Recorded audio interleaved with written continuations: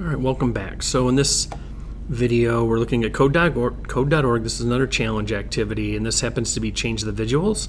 This is lesson 26, the game design process. So what we need to do is change the visuals of the game so that your player, enemies, or cake look different.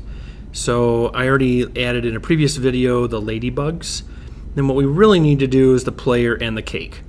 Okay, so we just need to change the player sprite and change the enemy sprite, which we already did that in a previous video, but basically you just got to make sure you set the animation here.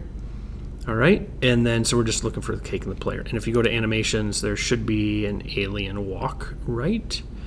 And a cake. Okay, so pretty straightforward here, really. What we need to do is just drag out a set animation for both of these. So this will be cake. This will be player. And then we just need to set the cake to that. And player to alien walk right. Okay? So if we do that, there's our alien, there's our cake, and there's our two ladybugs. All right?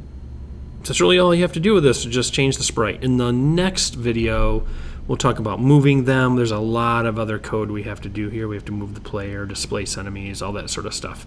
But we're kind of building this step by step. So in this one, you're just kind of setting the characters, creating their sprites. All right, I believe that's it for that one. So that's all you have to do. Okay, just make sure you set the animation for the cake, set the animation for the player, and then set the animation for enemy 1 and enemy 2 if you did not do that from a previous video. But all right. Okay. Hopefully that helps you with your coding, and good luck.